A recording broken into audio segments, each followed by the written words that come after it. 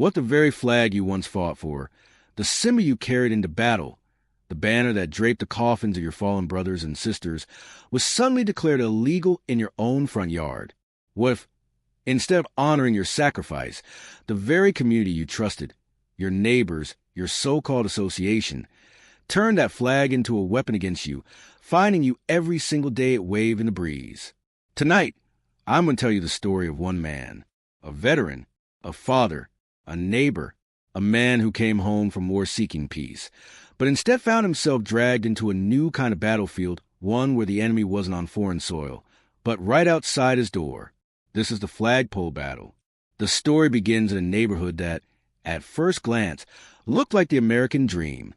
Manicured lawns, picket fences, quiet streets where kids could ride bikes and families waved as they passed.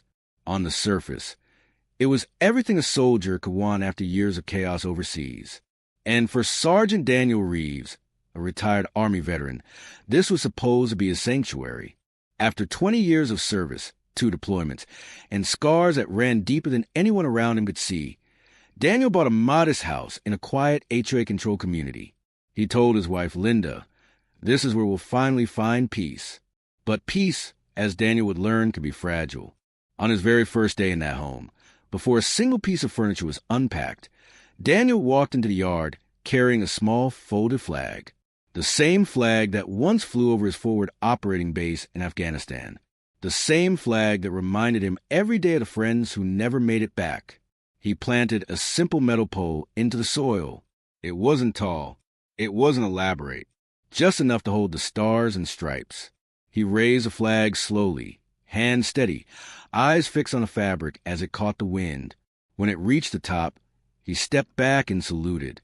For Daniel, this wasn't decoration. This wasn't lawn ornamentation. This was his promise that he would keep honoring the country he served, even in his quiet retirement. At first, the neighborhood seemed to welcome it. Some neighbors gave him nods. A few even said, "Thank you for your service." Kids walked by and pointed, smiling at the flag fluttering proudly. For Daniel, it felt like home. But in the world of HOAs, not everyone sees a flag as a symbol. Some see it as the violation. Within days, eyes began watching from behind curtains. Whispers started at the community pool. Words like uniformity and bylaws replaced "thank you." And then it came. The letter. It was early evening when Linda found the envelope taped to their door. She handed it to Daniel without a word, her brow furrowed.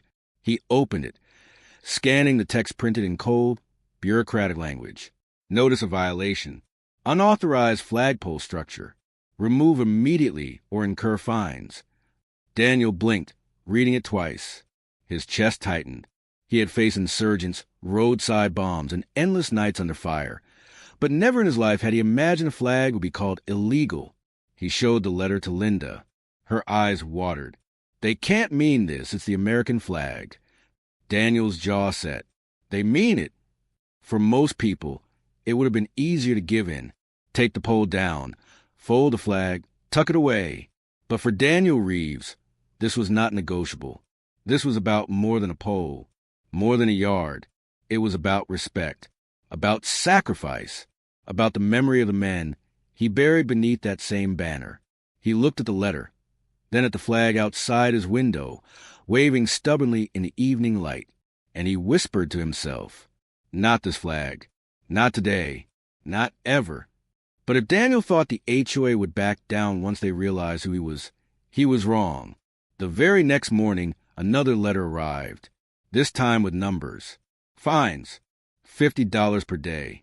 For every sunrise that flag still flew, the debt would climb higher, and so began a new kind of war. Over the weeks that followed, what should have been Daniel's retirement became a battlefield. Each day, the flag rose with the sun. Each day, another fine slipped into his mailbox. And each day, the whispers in the neighborhood grew louder. Some neighbors rallied behind him. They brought him meals, slipped $20 bills into envelopes, told him to keep fighting. But others, the ones obsessed with rules, the ones who feared chaos if one man was allowed to break the bylaws, turned against him. The block became divided, friend against friend, patriotism against policy, and at the center of it all, a soldier who refused to surrender. By now, Daniel wasn't just fighting for himself. He was fighting for every veteran who ever came home, for every flag draped over a coffin, for every ounce of dignity that cloth represented. But the HOA wasn't backing down either. They threatened liens, foreclosure, legal action. To them, this wasn't about a man or his service. It was about rules, cold, unfeeling, written rules that left no space for honor. Daniel knew then, this wasn't just a neighborhood dispute. This was a story that would grow bigger than he ever imagined.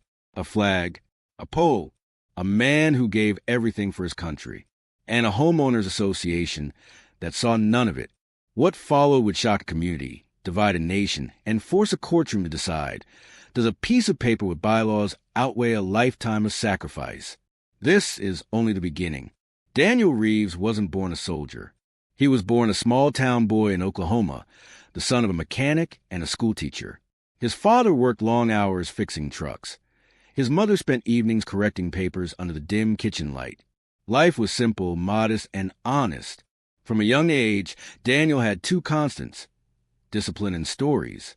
His father taught him how to work with his hands, how to repair engines, how to show up no matter how tired you felt. His mother gave him books, history, poetry, tales of war and honor. He devoured them, sometimes sitting under the oak tree in their backyard, imagining himself in the pages. By high school, Daniel knew his path. The Army recruiter's pitch wasn't what convinced him. It was a folded flag that sat in a display case in his grandmother's living room. His uncle had served in Vietnam and never returned. The family never spoke much about it. But every time Daniel saw that triangle of stars and stripes, he felt a pull in his chest. At 18, while his classmates planned for college parties and road trips, Daniel signed his name on enlistment papers. His mother cried.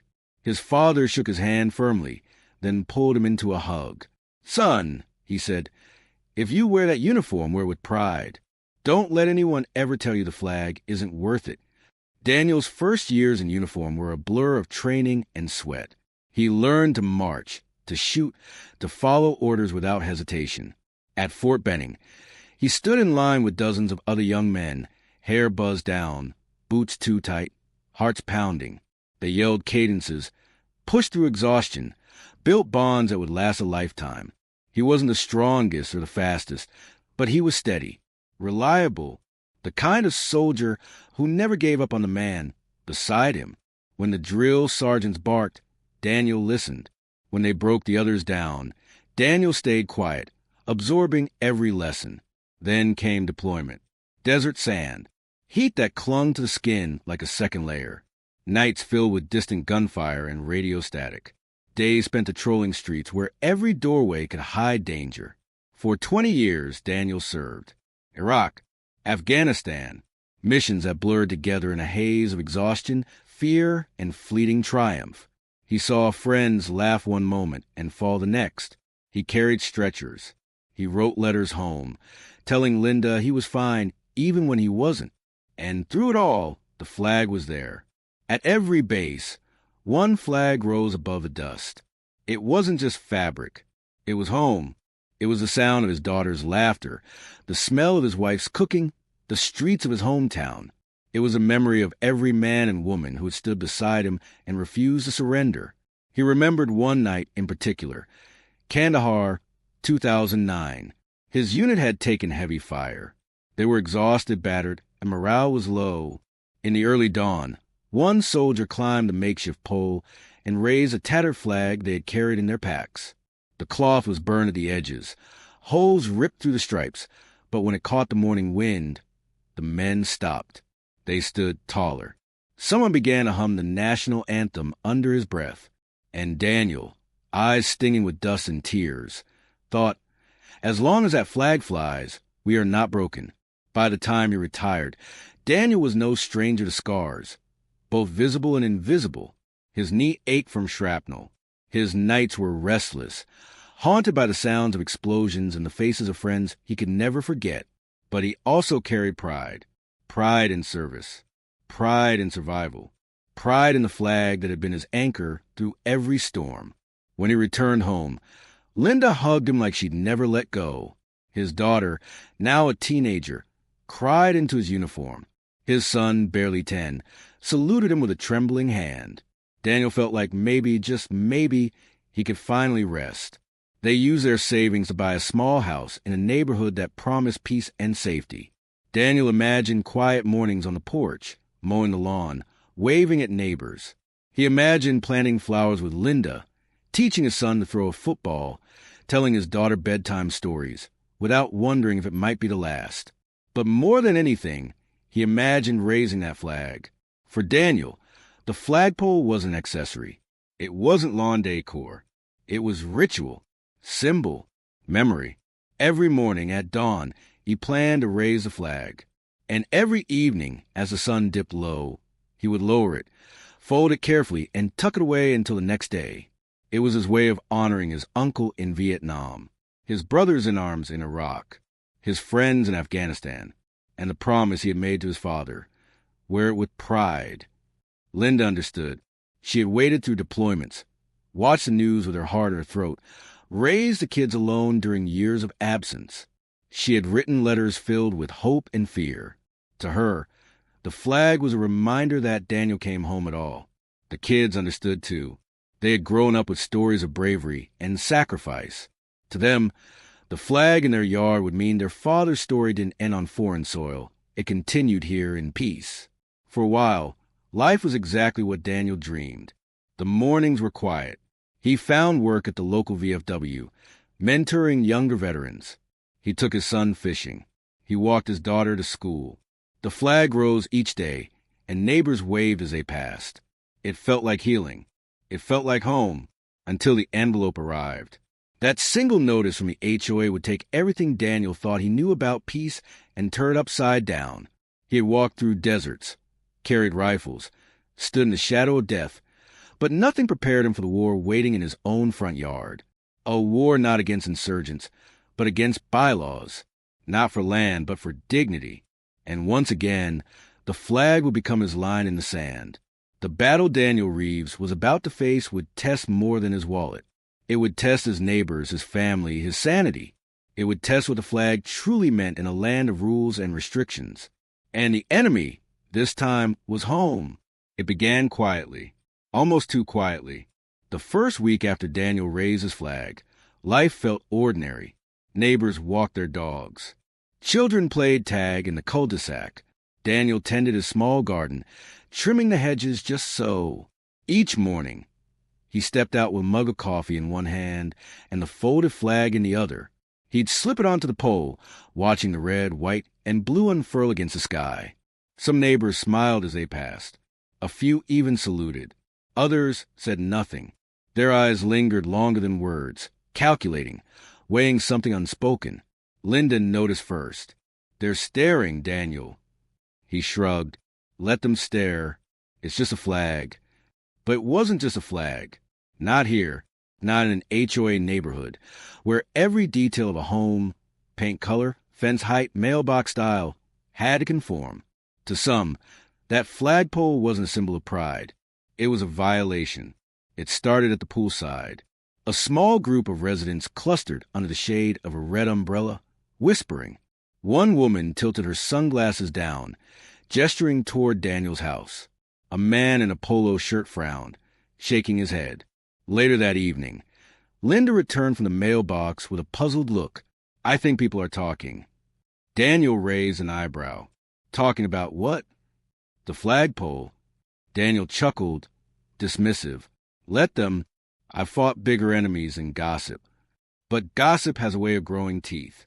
3 days later, it arrived. A plain white envelope with bold black print at the top. Homeowners Association Compliance Notice. Daniel slid it open with his thumb. His eyes scanned the page and his jaw tightened. Notice of violation. Unauthorized flagpole structure detected on property. Per HOA Bylaw 14B. Freestanding structures not approved by the board are strictly prohibited. Remove immediately or face fines of $50 per day beginning within 72 hours. At the bottom, the signature, Karen Whitfield, HOA President. Daniel read again, then a third time. His hands trembled, but not with fear, with something closer to disbelief. Linda watched him. What does it say? He handed her the letter. She read silently, her face paling. They can't mean this. Daniel's voice was flat. They do. That evening, as Daniel lowered the flag at sunset, Karen Whitfield herself appeared, dressed immaculately in pressed slacks and a pastel blouse, clipboard in hand. She marched across the street. "Mr. Reeves," she called out crisply, "have you received our notice?" Daniel turned slowly, folding the flag with precision. "I did." "Then you understand the requirement. All freestanding polls must be pre-approved. Yours was not." Daniel stared at her, calm but unyielding. "It's the American flag, Mrs. Whitfield." Her smile was tight, almost rehearsed. "This isn't about the flag. It's about the poll.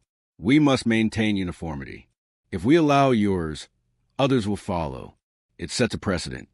Daniel's voice dropped low. "Ma'am, I've fought for this flag. I bled for it. You're asking me to take it down because of uniformity?" Karen's smile faltered. "Rules are rules, Mr. Reeves. I don't make them. I enforce them." She turned on her heel, heels clicking against the pavement. 72 hours. After that, fines begin. That night, Linda urged him gently. "Maybe we should just take it down, Danny. Just for now, until we figure this out." But Daniel shook his head. "If I take it down once, I'll never be able to raise it again. That's how they win. That's how control works." He walked to the window, looking out at the pole in the moonlight. The flag, folded neatly, sat on the mantel behind him. He pressed his palm against the glass. "No, this stays." On the fourth day, another envelope appeared. Inside, notice of penalty. $50 fine assessed. Current balance, $50. Failure to comply will result in additional daily fines. The next day, another balance, $100. By the end of the week, $350. Daniel paid nothing. He raised a flag each morning, saluted it, and dared them to stop him. Neighbors began to notice. Some muttered their support. Others avoided eye contact. The cul-de-sac, once friendly, now buzzed with quiet tension.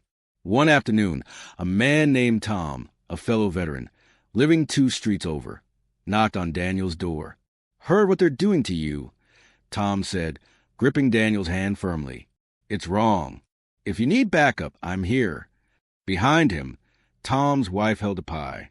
"We just wanted you to know not everyone's against you." Daniel felt a lump in his throat. "Thank you." But not everyone was supportive. At the mailbox, a young couple whispered loudly enough for Daniel to hear. Why can't he just follow the rules like everyone else? Another neighbor, jogging past, muttered, "Attention seeker." Lines were being drawn. Each day, Daniel found another letter in his mailbox. Notices, penalties, warnings. The language grew harsher. Non-compliance will result in liens against property. Failure to resolve may lead to foreclosure proceedings. Linda's worry grew. She clipped coupons, double-checked their bank statements, and asked, "Danny, what if they really take the house?" Daniel set his jaw.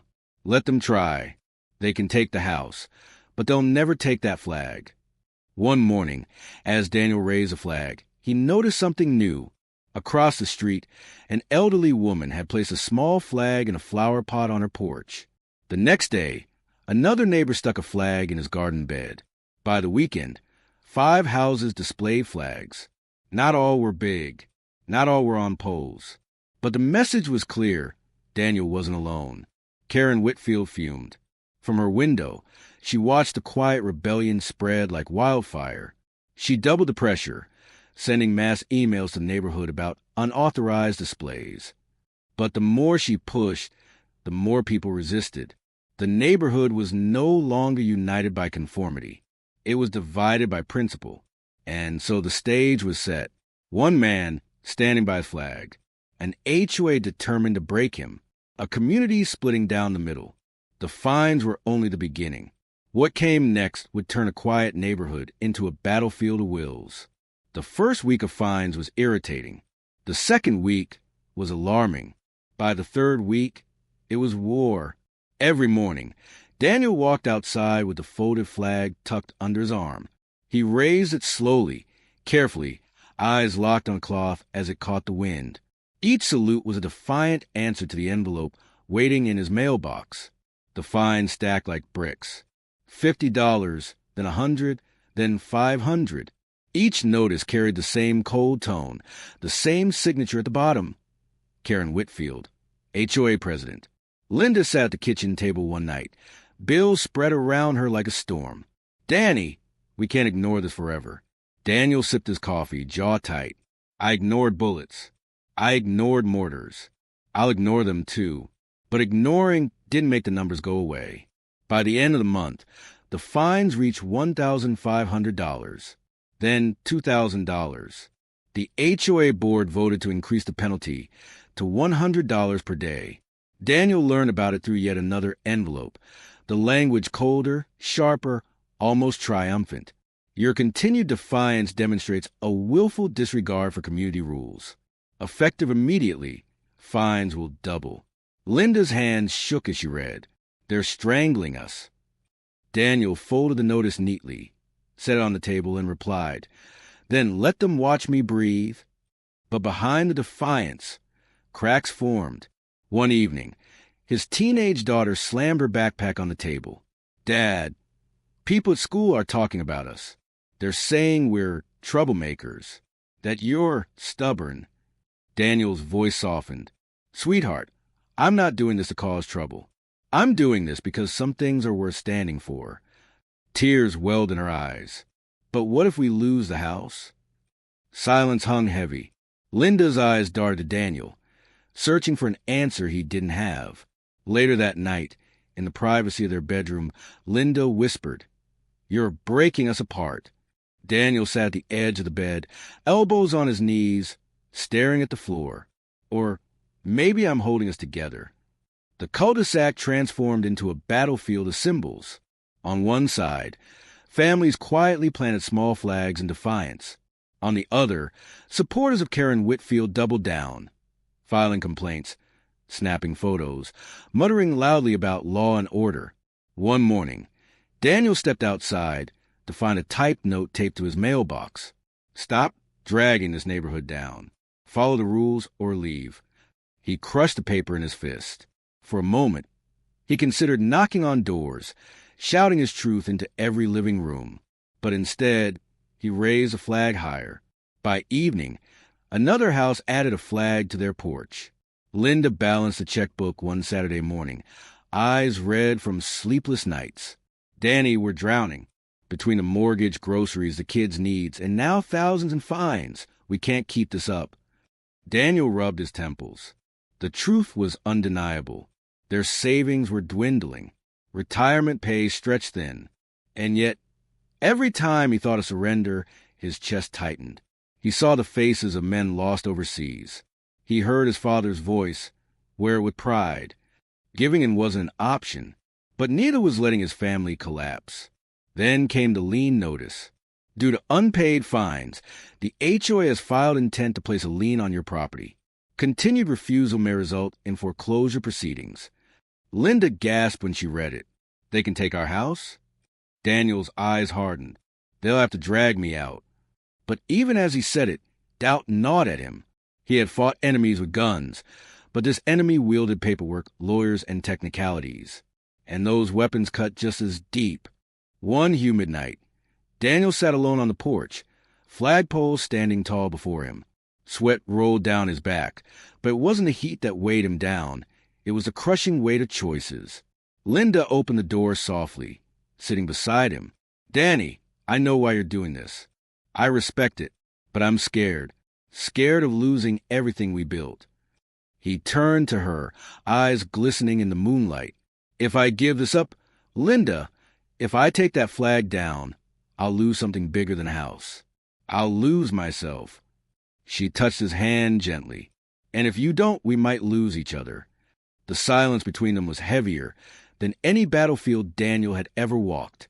The next morning, a knock came at the door. A local reporter stood there, notebook in hand. Mr. Reeves, we've heard about your case. A veteran fined for flying the American flag. People want to know your story. Daniel hesitated. He had never wanted attention, but something in him shifted. If his fight was going to cost him everything, maybe it could mean something to others. "Come in," he said. That single interview would change everything. Within a week, the story appeared online. HOA fines veteran $100 a day for flying American flag. Comments flooded in. Some praised him as a hero. Others criticized him for refusing to follow the rules. TV crews soon arrived. Strangers drove by his house, honking horns, waving flags from their windows. Veterans groups began reaching out. Donations trickled in to help cover fines. But the attention made the HOA dig in deeper. Karen Whitfield released a statement. "This is not about patriotism. This is about fairness. Rules must apply equally to all homeowners." Daniel read the statement aloud to his family. His son clenched his fists. "That's a lie." Daniel nodded slowly. "Yes, but lies can be powerful. So we fight with truth." The fines had nearly broken him. The pressure had nearly crushed his family. But now, the battle was no longer just Daniel's. It was spilling into the streets, the news, the nation itself. The HOA thought they were fighting one man. They were wrong. The story of Daniel Reeves spread faster than the HOA could contain. At first, it was whispers at the mailbox, then murmurs at the community pool. Soon, the subdivision was humming with tension, like electricity in the air before a storm. Neighbors who once waved now avoided eye contact. Others, once strangers, now stopped by his yard with quiet nods of solidarity. The street had become a dividing line, and Daniel's flag was at the center of it. It began with Tom, the veteran down the road. He started showing up every morning to stand beside Daniel as he raised the flag. Sometimes he brought coffee. Sometimes he just stood in silence, hand over his heart. Then came the Bakers, a young couple with 2 small kids. They bought a set of mini flags from the dollar store and planted them in their yard. Their kids painted signs with crayon that read, "We love the flag," and taped them to their windows. Soon, a handful of other neighbors followed. Some displayed flags on their porches. Others left supportive notes in Daniel's mailbox. A few slipped cash into envelopes marked for the fight. Daniel felt a flicker of hope. He wasn't standing alone anymore. But for every supporter, there was an opponent. One morning, Daniel awoke to find spray paint on his sidewalk. Follow the rules. Another time, he overheard 2 neighbors whispering at the fence line. One sneered, "He's just trying to be a martyr." The other chuckled, "Bet he folds when they take his house." And Karen Whitfield? She was tireless. She patrolled the neighborhood like a general, clipboard in hand, snapping photos of violations, sending out mass emails, rallying the rule-abiding residents to her cause. In HOA meetings, she thundered about chaos and the importance of conformity. Her supporters nodded vigorously, some clapping, others glaring at Daniel whenever he walked into the room. The neighborhood wasn't just divided. It was at war with itself. Inside Daniel's home, the pressure grew unbearable. His daughter cried one night, confessing, "Kids at school are saying with a family ruining the neighborhood, that we're selfish." His son, younger but fiery, shot back, "They're cowards. Dad's the only one with guts." The argument spiraled, voices raised, tears shed. Linda, exhausted, slammed her hand on the table. "Enough! This house is falling apart because of a flag." Daniel's voice broke. "It's not just a flag. It's everything I fought for." The room fell silent. And in that silence, the distance between them grew. The media coverage only poured fuel on the fire. National outlets picked up the story. Pundits debated it on television. Commentators split down predictable lines. Some calling Daniel a hero, others branding him reckless for defying rules he'd agreed to when buying a home. Reporters parked vans near the entrance of the neighborhood. Some neighbors gave interviews, passionately defending Daniel. Others sneered into cameras, painting him as disruptive. Karen Whitfield released another statement, polished and cold. "This situation has been sensationalized. Our HOA respects all veterans. However, no individual is above the rules that govern us equally." Her words infuriated Daniel. "Respects veterans?" he muttered bitterly. "Then why fine one for honoring the flag?" One evening, Tom arrived with a clipboard. We're starting a petition. If enough of us sign, the board has to listen. Daniel hesitated. He had never wanted to drag others into his battle. But Tom insisted. This isn't just your fight anymore. It's ours too. Within days, dozens of signatures filled the page. Parents, retirees, families new to the neighborhood. Even some who feared speaking publicly signed in private. But when Karen caught wind, she struck back. She circulated her own petition demanding strict enforcement of bylaws to preserve community integrity. Suddenly, front porches displayed dueling clipboards. The war wasn't just Daniel versus the HOA anymore. It was neighbor versus neighbor, signature versus signature. The tension boiled over one Saturday afternoon. Daniel was mowing his lawn when a man from the opposing side stormed over. You think you're better than the rest of us? You think your service gives you the right to break rules? Daniel killed the mower, wiping sweat from his brow. I think my service gives me the right to fly the flag I bled for. The man's face reddened. You're tearing this community apart. Daniel stepped closer, calm but firm. I'm not tearing it apart. The rules are... Before it could escalate further, Linda rushed out, pulling Daniel back. The man stormed off, shouting threats about lawyers. That night, Daniel sat on the porch in silence, the weight of it pressing down. For the first time, he wondered if the battle might consume everything, his home, his marriage, his sanity. One morning, Daniel's son came home from school with a drawing.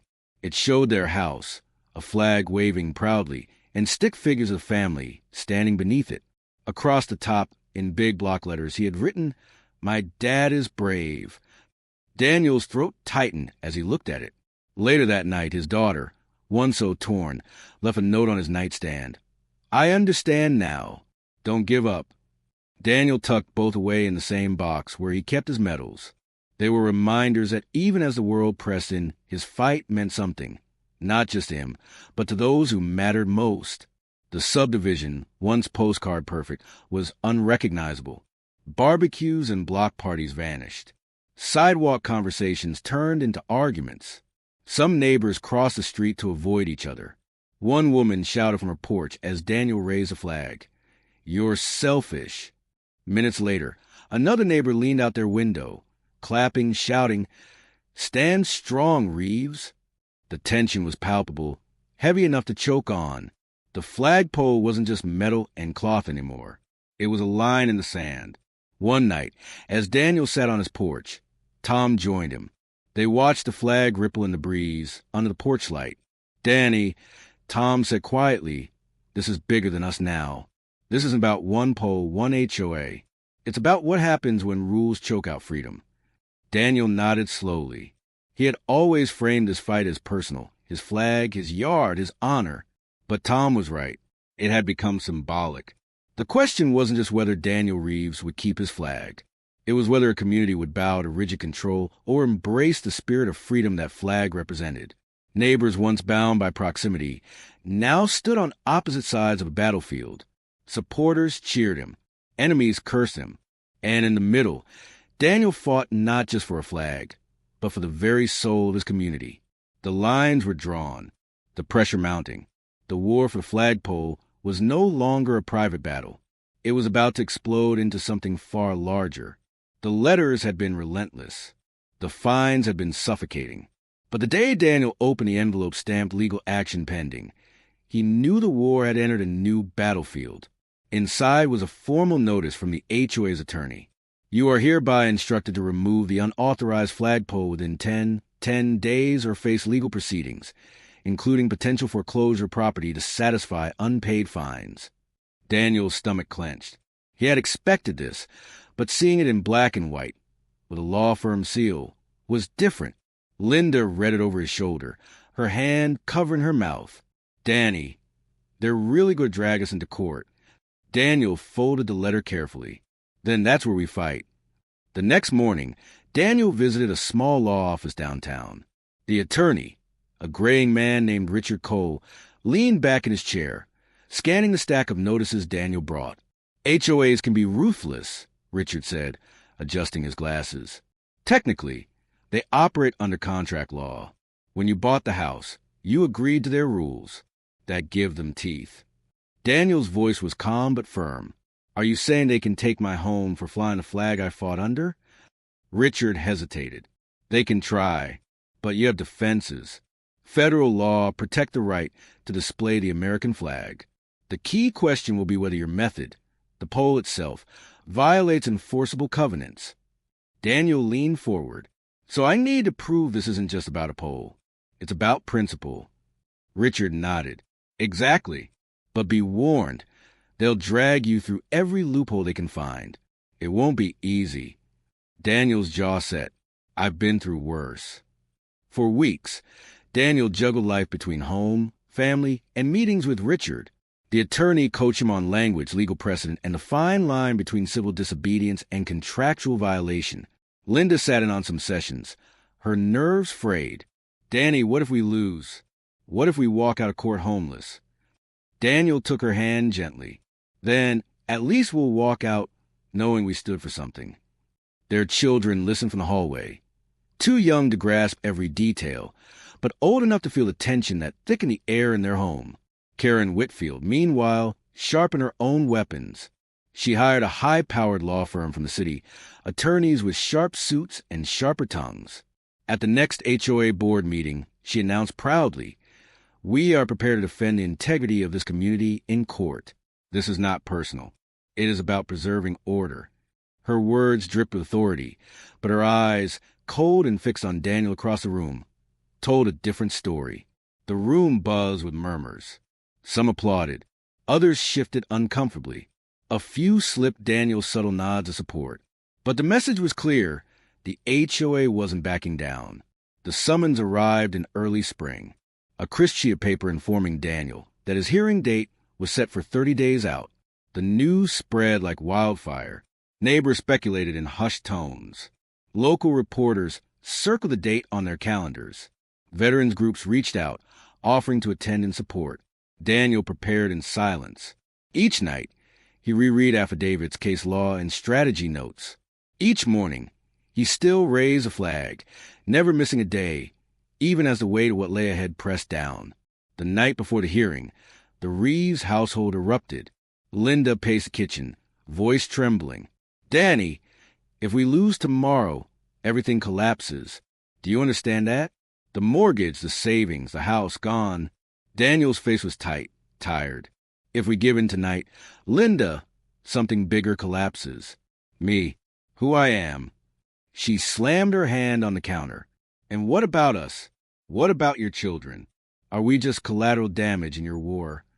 The room fell silent. Their daughter's quiet sobs broke the stillness. "Please don't fight," she whispered. Daniel closed his eyes, swallowing hard. "Tomorrow isn't about me.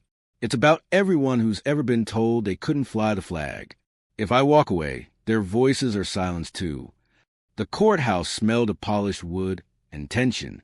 Rows of spectators filled the benches, neighbors, reporters, veterans in faded uniforms. Daniel sat at the defense table beside Richard. Across the aisle, Karen Whitfield perched confidently with her attorneys, her posture sharp as a knife. The judge entered, gavel striking once. Case 17 to 482, the Homeowners Association versus Daniel Reeves. The HOA's attorney spoke first, polished and precise. "Your Honor, this case is straightforward. The defendant erected a structure without approval. The rules apply equally to all homeowners. Allowing this violation undermines the very foundation of community order."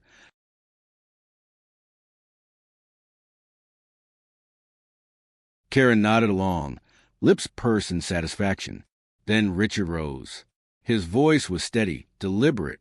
"Your Honor, this case is not about order. It is about freedom.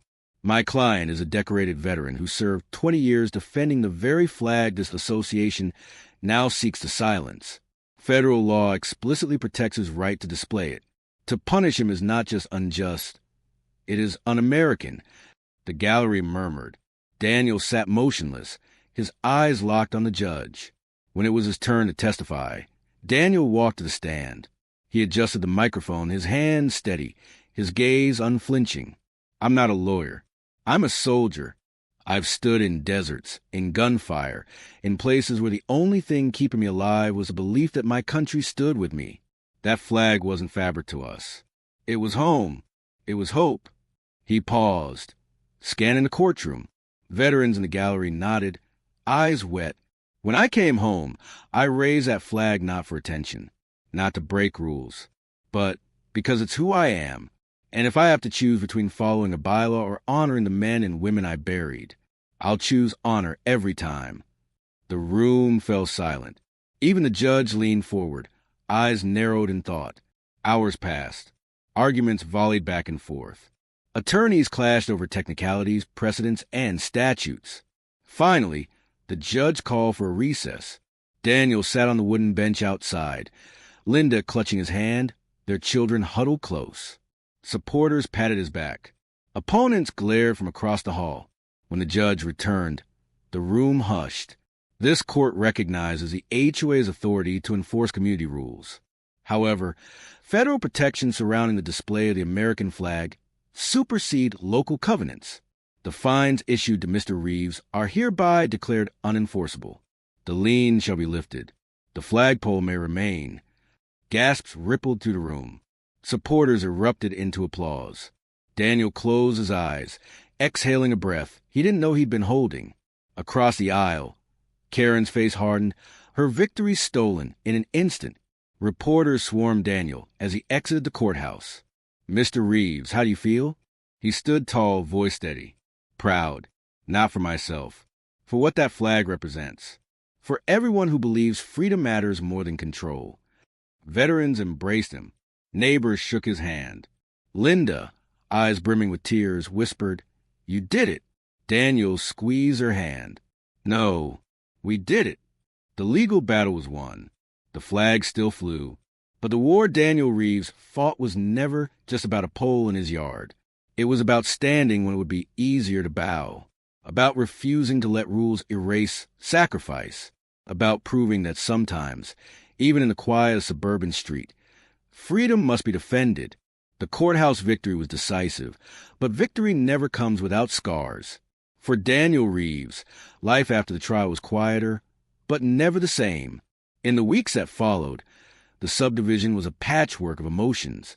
Some neighbors congratulated him openly, stopping by his yard with smiles and handshakes. Others remained cold, their blinds drawn when he passed, their glare sharp when the flag rose each morning. Karen Whitfield resigned as HOA president within 2 months. Public scrutiny had turned her into a symbol of overreach, and though she never admitted defeat, the pressure was too heavy. She moved away shortly after, her house sold quietly, her name spoken in whispers, but the scars of division lingered. Families who had once hosted block parties together now avoided one another. Some fences grew taller, some smiles more forced. The flagpole stood tall, but the cost was visible in every uneasy glance across the street. Inside the Reeves household, the battle had left cracks. Linda still worried about finances, about the strain of legal bills and media attention. Their daughter carried the sting of classmates' gossip longer than she admitted. Their son, young and fiery, had learned too soon that standing up comes with consequences. But slowly, healing began. One evening, as the sun dipped low, Daniel lowered the flag with his son beside him. The boy asked softly, "Dad, was it worth it?" Daniel looked at him, eyes tired but steady. "Every day, son. Every single day." His daughter, once conflicted, started volunteering with a veterans group at school. Linda, though still wary of battles ahead, admitted one night, "I didn't understand before, but now I see why you couldn't let go." Daniel kissed her hand. "You've been my strength through every war, even this one." The story didn't end at the courthouse steps. National news outlets continued to cover the case, framing it as part of a larger conversation about HOA's freedom and the rights of homeowners. Politicians weighed in. Editorials debated where the line should be drawn between rules and rights. Veterans across the country wrote letters to Daniel. Some shared their own stories of battles with HOAs over flags, memorials, or displays. Others simply thanked him for standing when they couldn't. Donations poured in from strangers who wanted to help cover his legal costs. Daniel used much of the money to start a small nonprofit, Flags of Honor, dedicated to providing free flags and poles to veterans across the nation. No one, he declared at the launch, should ever be punished for honoring the flag they served under at night. When the neighborhood grew quiet, Daniel often sat on his porch, staring at the pole that had nearly cost him everything. Sometimes he thought of Kandahar, of that tattered flag raised at dawn. Sometimes he thought of his uncle's folded flag in the glass case. And sometimes he thought of Linda's trembling voice, asking if the fight was worth it. Each time his answer was the same. He had no choice. Because the battles that matter most aren't always fought overseas. Sometimes they're fought in our own front yards.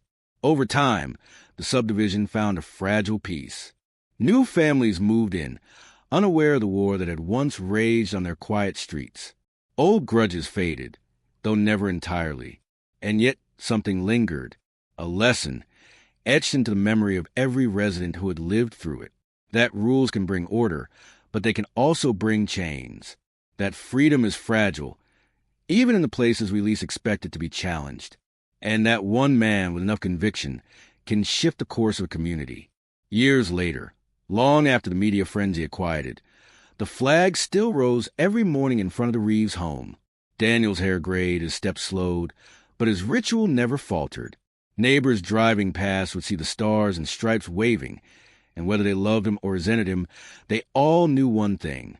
That pole was more than metal, and that cloth was more than fabric. It was sacrifice. It was principle. It was defiance against the smallness of rules that tried to smother something larger. And it was a reminder that freedom doesn't always need a battlefield. Sometimes it just needs someone brave enough to say no. The tale of Daniel Reeves is not just the story of a veteran or an HOA dispute. It is the story of every person who has ever been told to sit down when they knew they had to stand. It is a story of what happens when courage meets opposition, and when principle costs more than comfort. Because in the end, the Flagpole Battle was never about a pole. It was about a man, a family, a community, and a flag that refused to fall.